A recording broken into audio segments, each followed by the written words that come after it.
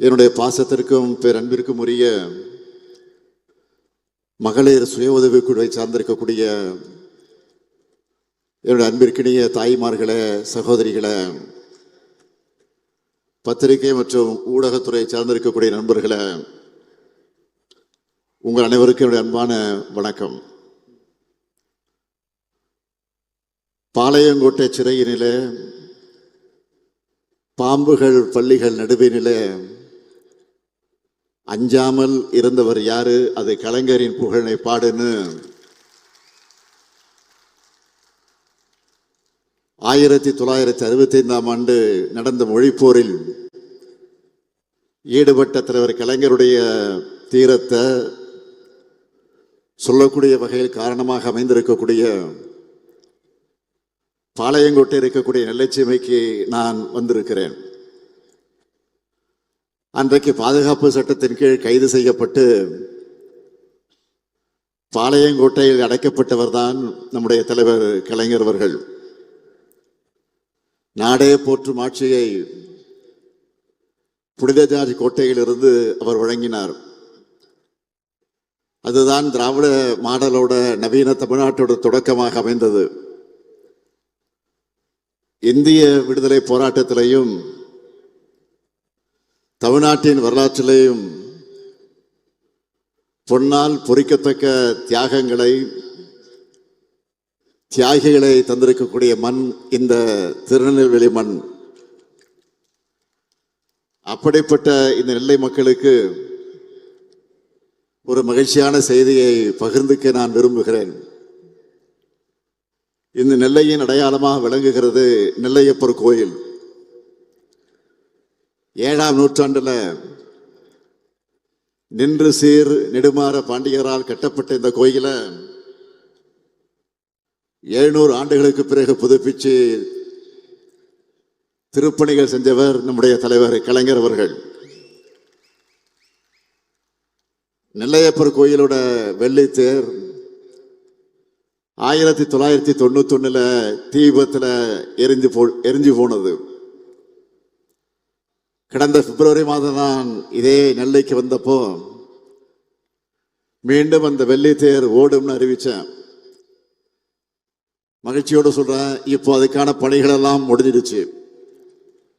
இன்னும் சில நாட்கள்ல, அதாவது ஜனவரி மாதத்துல முதல் வாரத்திலிருந்து அந்த வெள்ளித்தேர் ஓடும்னு மகிழ்ச்சியோடு நான் தெரிவிக்க விரும்புகிறேன்.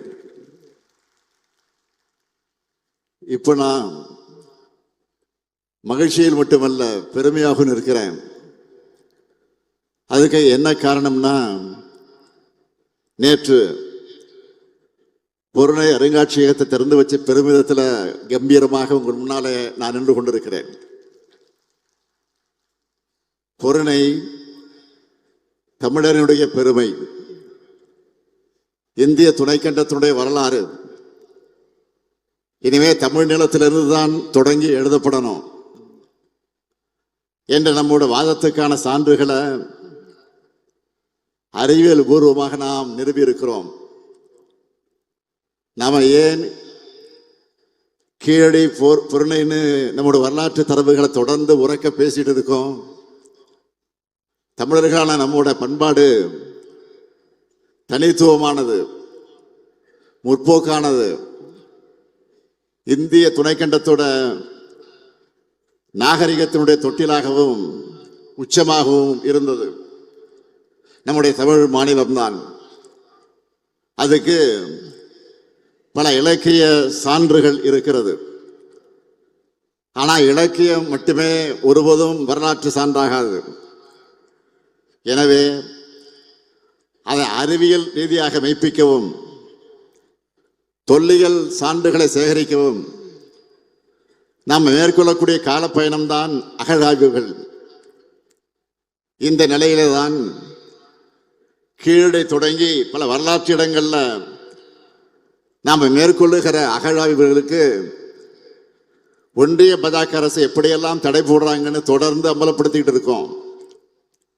அவங்களோட எண்ணம் என்ன? தமிழர்களுடைய வரலாற்று தொன்மையை நிரூபிக்கக்கூடிய ஆய்வுகள் எதுவும் நடக்கக்கூடாது.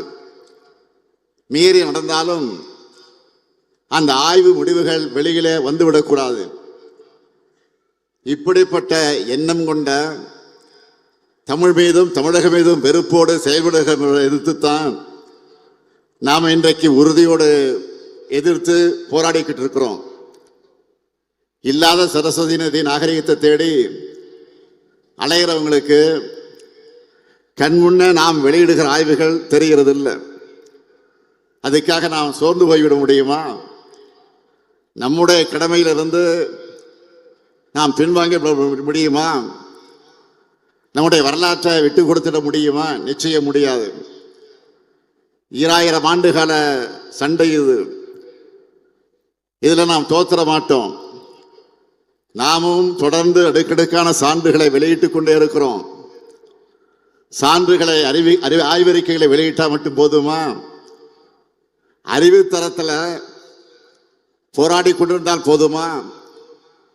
அதையெல்லாம் மக்கள் மன்றத்தில் கொண்டு வந்து வைத்து இன்றைக்கு அந்த பணியை நிறைவேற்றி கொண்டிருக்க. அதற்காகத்தான் அருங்காட்சியகங்களை அமைச்சுக்கிட்டு இருக்கோம். 13 ஏக்கர் நிலப்பரப்பில் 54,296 சதுரடி பரப்பளவில் பொருணை அருங்காட்சிய அரங்கத்தை நான் திறந்து வச்சேன். தமிழ்நாட்டின் முதலமைச்சரா, தமிழ்நாட்டினுடைய தலைமை இயக்கமான திராவிட முன்னேற்ற கழகத்தின் தலைவராக மட்டுமல்ல, ஒரு தமிழனாகவும் நான் இன்றைக்கு பெருமைப்படுகிறேன். நான் இங்கே கேட்க விரும்புவது, உரிமையோடு உங்களை எல்லாம் பார்த்து கேட்க விரும்புவது, நீங்க எல்லாரும் குடும்பத்தோட போய் இந்த அருங்காட்சியகங்களை பார்க்கணும். பார்ப்பீங்களா? பார்த்தே தீரணும். இந்த நேரத்தில் இன்னொரு விஷயத்தை நான் குறிப்பிட்டாகணும். கடந்த 2021ஆம் ஆண்டு ஒன்றிய பட்ஜெட்ல ஆதிச்சநல்லூர் அருங்காட்சியகம் அமைக்க அறிவிப்பு வந்துச்சு. அந்த பணிகள் இப்ப எந்த நிலையில் இருக்கு?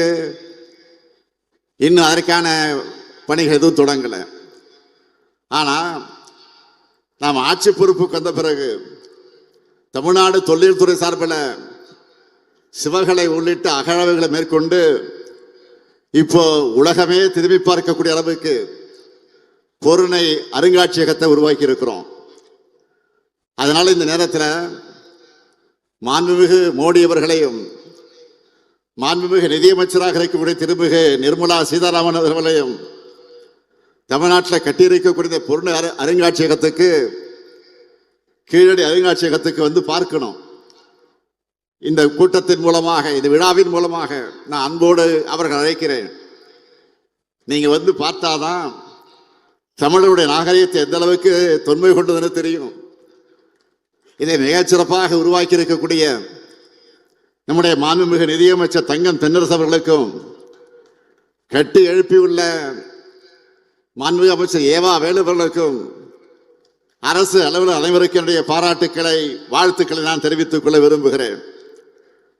அமைச்சர் தங்கம் தென்னரசு அவர்கள் தமிழ் ஆர்வலர், தொல்லியல் ஆய்வாளர், இயற்கையின் காதலர்னு பன்முகம் கொண்டவர். அவர் இப்படி தமிழ் மேலையும் தொல்லியல் துறைகளையும் பர்சனலா ஆர்வம் கொண்ட ஒருத்தர் இந்த துறைக்கு அமைச்சராக கிடைத்திருப்பதிலே நான் மிகுந்த மகிழ்ச்சி அடைகிறேன். அதேபோல் தொல்லியல் துறையினுடைய செயலாளராக இருக்கக்கூடிய நிதித்துறையினுடைய செயலாளர் திரு உதயசந்திரன் ஐஏஎஸ் அவர்களும், அவரும் ஒரு தொல்லியல் ஆய்வாளர் தான். தமிழ்நாட்டின் தனிப்பெருமையை உலகம் ஏற்றுக்கொள்ளக்கூடிய வகையில் உயர்த்தி காட்ட வேண்டும் என்று அக்கறை கொண்டவர் உதயசந்திரன் அவர்கள். இப்படிப்பட்ட 2 பேரும் சேர்ந்து ஏற்கனவே கீழடி அருங்காட்சியகத்தை உருவாக்கி பார்வையாளர்கிட்ட அது செம்ம இட்டாயிருக்குது. இப்போ பொருணை அருங்காட்சியகத்தை உருவாக்கி தமிழ் சமுதாயத்துக்கு ஒரு மாபெரும் வரலாற்று கடமையை ஆற்றி இருக்காங்க. நம்முடைய திராவிட மாடல் அரசு என்பது ஒரு கட்சியின் அரசு அல்ல, இனத்தினுடைய அரசுன்னு நான் தொடர்ந்து சொல்கிறேன். அதுக்கான பெருமைமிகு சாட்சி தான் கீழடியும் இங்கே அமைந்திருக்கக்கூடிய பொருணை அருங்காட்சியகம். வெளியில நம்ம எதிர்க்கக்கூடியவங்க, விமர்சனம் செய்யக்கூடியவங்க, தமிழன்னால திமுக தாயா வேற யாராலையும் இதையெல்லாம் யோசிக்க முடியாதுன்னு மனசுக்குள்ள நிச்சயம் பாராட்டி கொண்டிருப்பாங்க. அது மட்டுமா, இன்றைய தினம் 235 கோடியே 94 லட்சம் 235 கோடியே 94 லட்சம் மதிப்பிலே 33 முடிவுற்ற பணிகளை நெல்லை மாவட்டத்தின் மக்களுக்காக நான் திறந்து வைத்திருக்கிறேன்.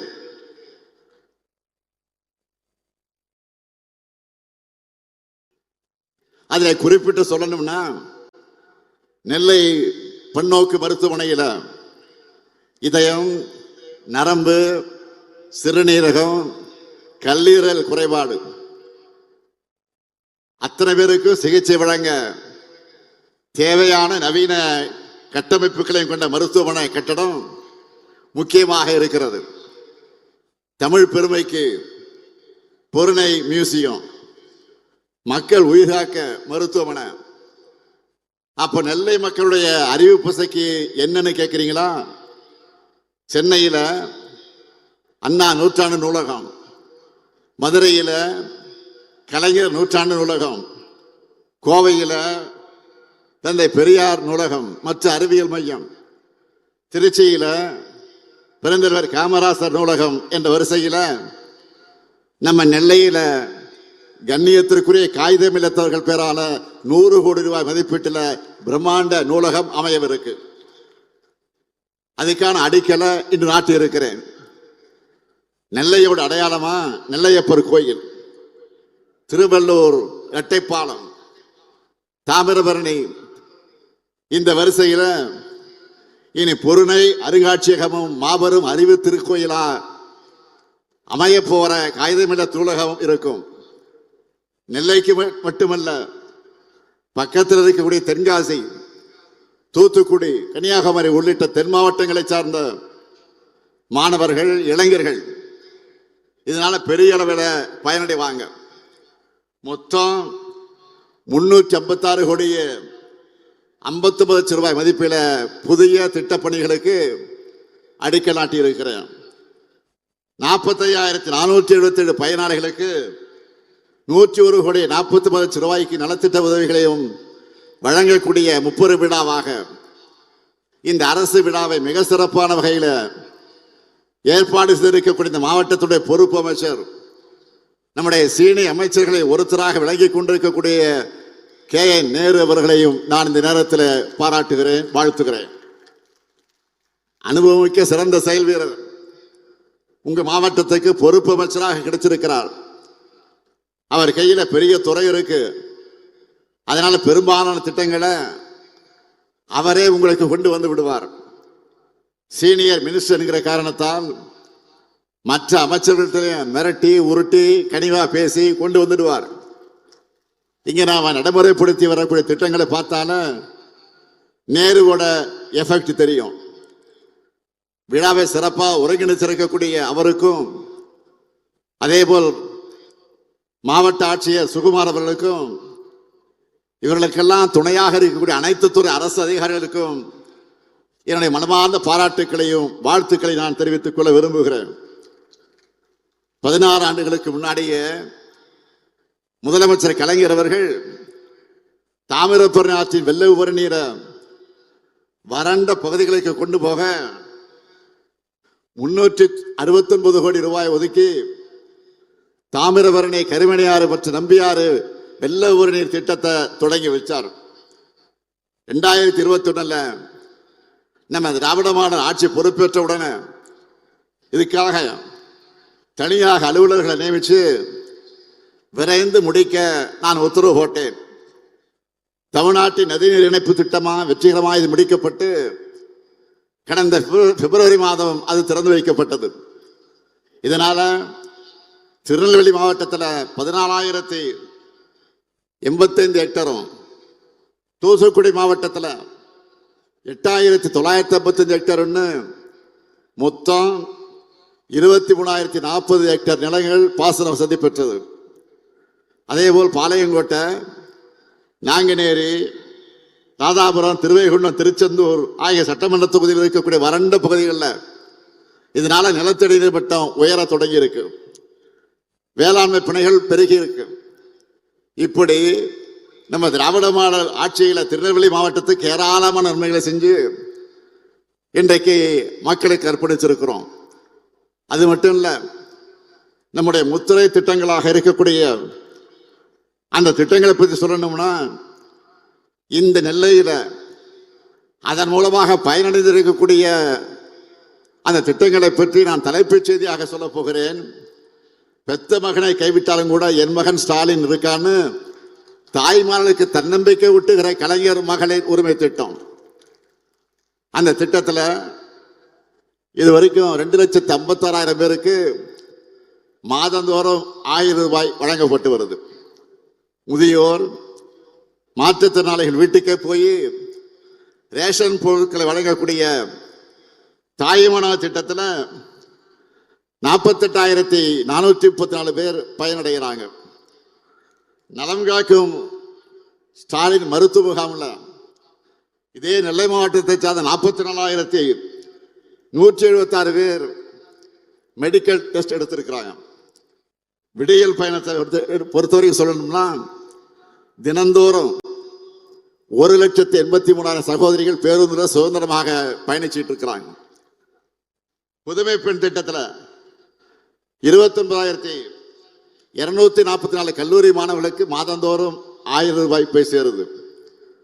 அதேபோல் தமிழ் புதல்வர் திட்டத்தில் 19,426 மாணவர்களுக்கு மாதந்தோறும் 1000 ரூபாய் வழங்கப்படுது. விபத்து நடந்தா உயிர் காக்கக்கூடிய சிகிச்சை, அந்த செலவை அரசே ஏற்றுக்கிற இன்னுயிர் காக்கும் நம்மை காக்கக்கூடிய 48 திட்டத்தில் 7,556 நபர்களுக்கு சிகிச்சை அளிக்கப்பட்டிருக்கு. முதலமைச்சருடைய விரிவான மருத்துவ காப்பீட்டு திட்டத்தின் கீழ 1,40,000 பேர் இதுவரை பயனடைந்திருக்கிறாங்க. இதுவரை இல்லாத அளவுக்கு 91,227 குடும்பங்களுக்கு வீட்டு மனை பட்டாக்களை வழங்கி இருக்கிறோம்.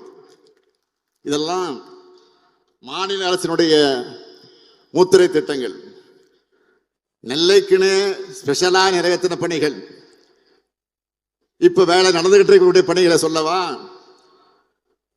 மானூர்ல அரசு கலை மற்றும் அறிவியல் கல்லூரி, அம்பாசமுத்திரத்தில் 93 திருக்கோயில்கள் சீரமைப்புடைய பணிகள் ஆகியவற்றை செஞ்சிருக்கிறோம். இது போக பழமையான 1000 ஆண்டு காலம் பழமையான திருக்கோயிலுக்கான திருப்பணிகள் திட்டத்தின் கீழே 33 திருக்கோயில்களை இன்றைக்கு அந்த பணிகளை நடத்திட்டு இருக்கிறோம். 605 கோடி ரூபாய் மதிப்பீட்டில் 6 ஊராட்சி ஒன்றியங்களுக்கான கூட்டு குடிநீர் திட்ட பணிகள், 421 கோடி ரூபாய் மதிப்பில் களக்காடு நகராட்சி மற்றும் 7 பேரூராட்சிக்கான கூட்டு குடிநீர் திட்ட பணிகள், மணிமுத்தாரணை பகுதியில் சாகச சுற்றுலா வசதிகள், பல்லுயிர் பூங்கா உள்ளிட்ட வசதிகளோட சுற்றுச்சூழல் சுற்றுலாத்தல மேம்பாடு,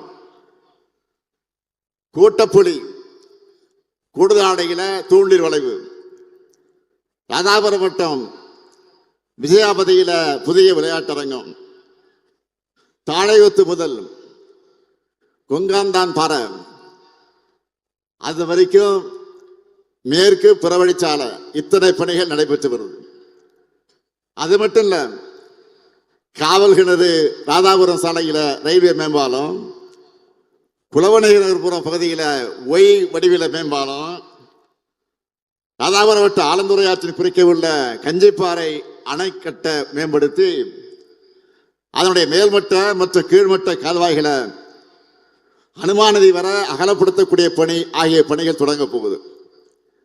மேலும் 1,875 கோடி ரூபாய் திட்ட மதிப்பீட்டில் அம்பாசமுத்திர வட்டம் விக்கிரமசிங்கபுரம் கிராமத்தில் கோரையாற்றின் குறுக்கே நீர்த்தேக்கம், 550 கோடி ரூபாய் மதிப்பில் சேரன்மதேவி வட்டம் தெற்கு வீரவநல்லூர் கிராமத்தில் வள்ளிமடை ஓடை குறுக்கே நீர்த்தேக்கம், 477 கோடி ரூபாய் மதிப்பில் திசையன்வெளி வட்டத்தில் இருக்கக்கூடிய குட்டம் அதை சுற்றி இருக்கக்கூடிய பகுதிகளுக்கு வெள்ள நீரை திருப்பிவிட நம்பியாற்றின் குறுக்கே தடுப்பணை அமைப்பது மற்ற புதிய கால்வாய் அமைக்கக்கூடிய பணிகளுக்கான விரிவான திட்ட அறிக்கை தயாரிக்கப்பட்டு ஒன்றிய அரசினுடைய நீர்வள ஆணை ஒப்புதல் பெற நடவடிக்கை மேற்கொள்ளப்பட்டு வருது. நாங்குநேரியினுடைய கால்வாயை அகலப்படுத்தி புறவழி கால்வாய் அமைச்சு நாங்குநேரி பெரிய குளத்துக்கு கீழ் உள்ள 41 குளங்களை அந்த குளங்களுக்கு தண்ணீர் கொண்டு செல்லக்கூடிய திட்டத்துக்கு விரிவான அறிக்கை தயார் செய்யப்பட்டு வருது. ரொம்ப பெரிய பட்ஜெட்ல செய்யற மெகா திட்டங்களை மட்டும்தான் இப்போ நான் சொல்லி இருக்கிறேன். இன்னும் ஏராளமான திட்டங்கள் இருக்கு, முழுசா சொல்ல நேரம் இல்லை. இத்தனை சொன்னாலும் உங்க ஊருக்கு வந்துட்டு புதுசா அறிவிப்புகளை வெளியிடாம போனா நல்லா இருக்குமா? அப்படியே போனா நேரு சும்மா விடுவாரா? அல்ல, இங்க இருக்கக்கூடிய எம்பிக்கள் எம்எல்ஏக்கள் விட மாட்டாங்க. அதனால நெல்லை மாவட்டத்துக்கான முத்தான 3 அறிவிப்புகளை நான் வெளியிட விரும்புகிறேன். முதல் அறிவிப்பு, திருநெல்வேலி மாநகர் காந்தி நகர் அமைந்திருக்கக்கூடிய ராணி அண்ணா அரசு மகளிர் கல்லூரியில் 11 கோடி ரூபாய் செலவில் அனைத்து வசதிகளோடு புதிய மகளிர் தங்கும் விடுதி அமைக்கப்படும்.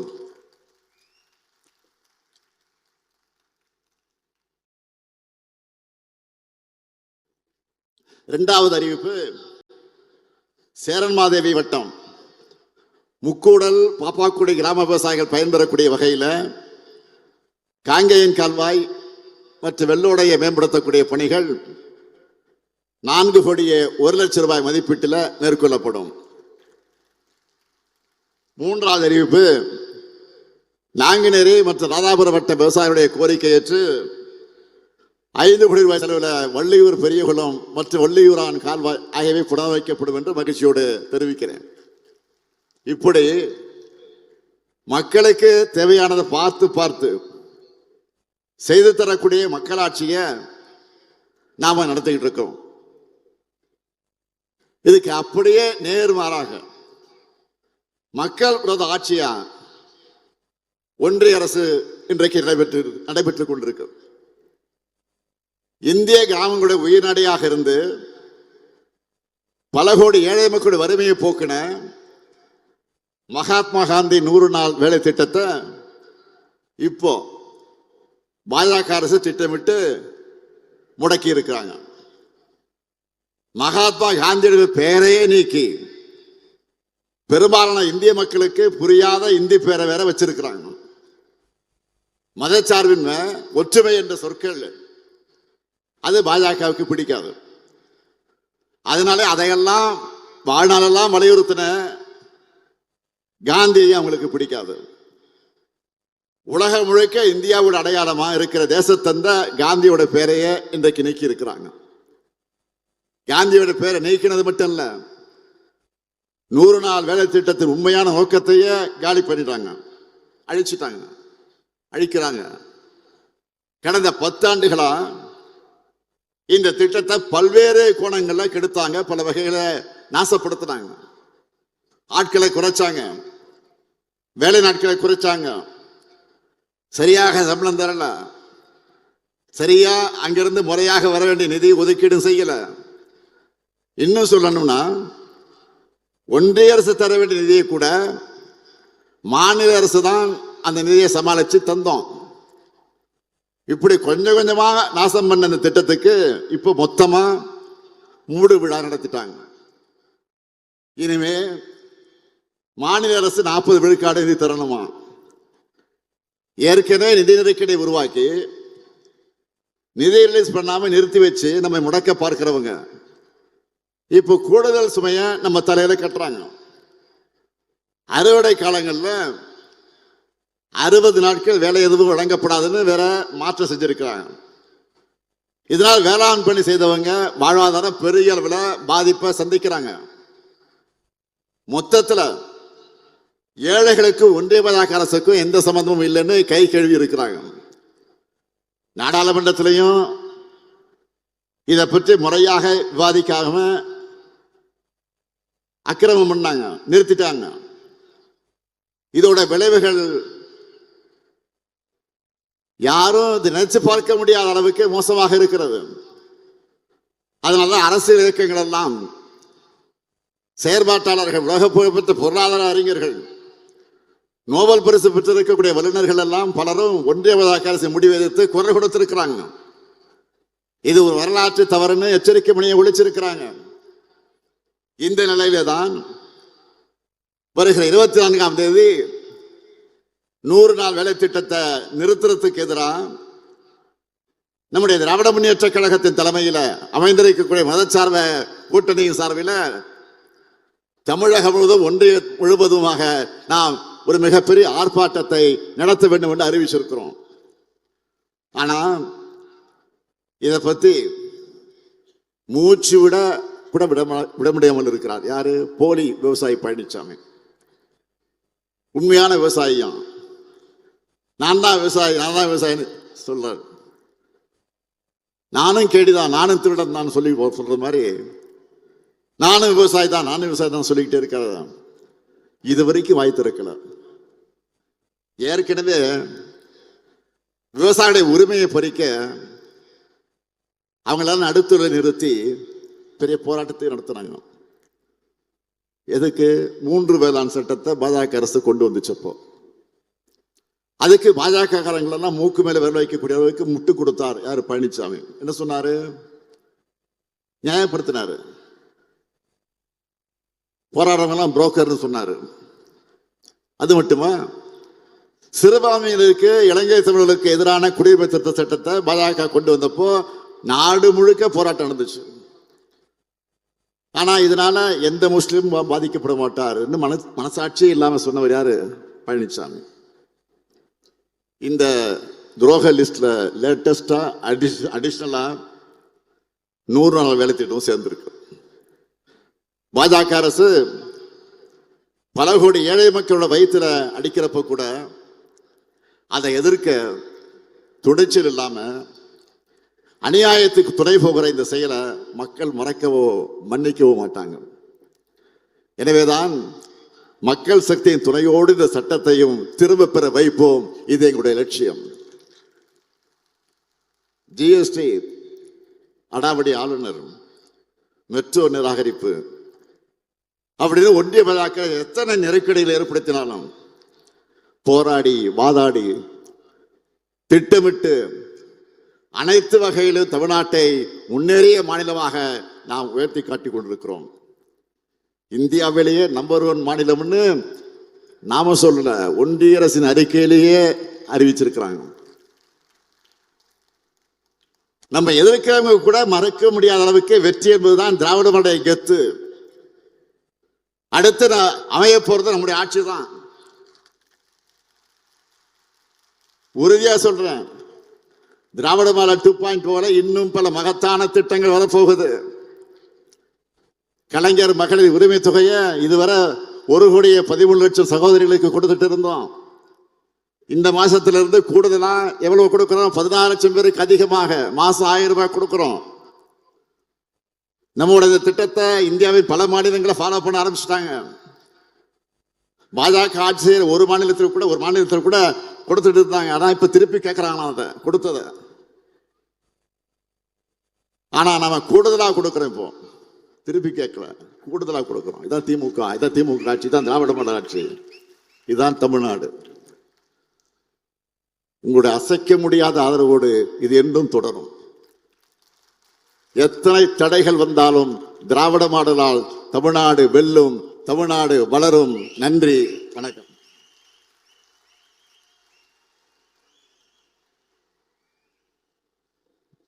திருநெல்வேலி மாவட்டத்தில் விழா பேருரையாற்றிய மாண்புமிகு தமிழ்நாடு முதலமைச்சர் அவர்களுக்கு மனமார்ந்த நன்றியினை தெரிவித்துக் கொள்கிறோம்.